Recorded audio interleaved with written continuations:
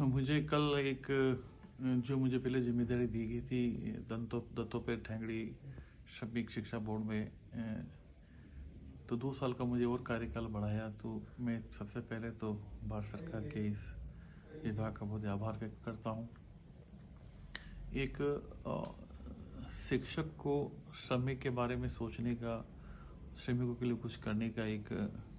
अवसर दिया है। सो निश्चित रूप से हमारे लिए बहुत ही गौरव की बात है और साथ ही एक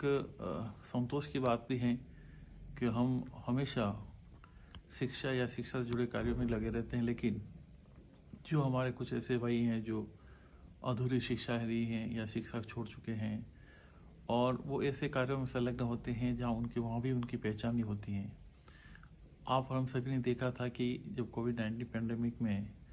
एक दिन लॉकडाउन हुआ था और जो जहाँ लोग थे वहाँ से लोग पलायन करे और अपने अपने घर की ओर भागे, तो ऐसे बहुत से लोगों का था। तो सरकार के पास ऐसा कोई आंकड़ा ही नहीं था कि असंगठित क्षेत्र में लोग कितने काम कर रहे हैं और उनको किस तरह से सुव्यवस्थित तरीके से उनको एक जो क्वालिटी लाइफ दी जाए। उनका सबसे पहले ये सब तो बात की बात है, लेकिन वास्तव में लोग हैं राजस्थान के, मान लो बिहार में हैं या दूसरे राज्यों में हैं, तो कहाँ कितने लोग हैं, वहाँ दूसरे राज्य के राजस्थान में हैं या कई अन्य राज्यों में हैं, तो कहाँ कितने लोग हैं।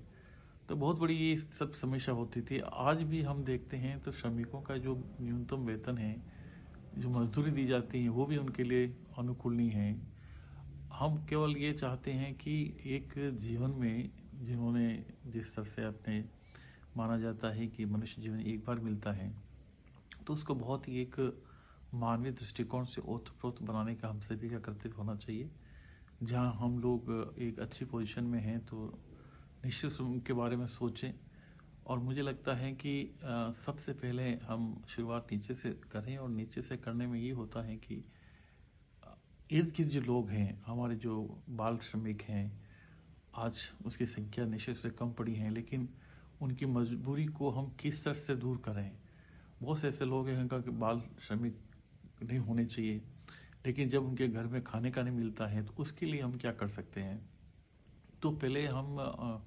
जो इफ़ेक्ट हैं उसके लिए कोज ढूंढें कि कोज क्या है, कोज को दूर करने, कोज के माध्यम से उसको इफेक्ट को कम करने की कोशिश करें।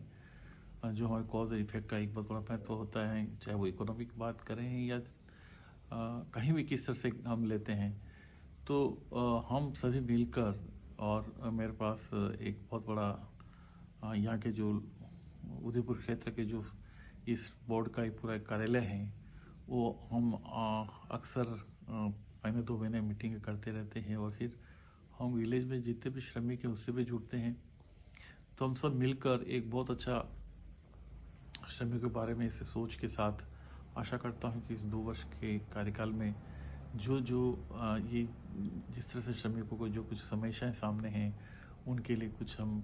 चाहे वो शिक्षा की हो, स्वास्थ्य की हो या रोजगारी को लेके हो, उसमें कुछ करने का प्रयास करेंगे।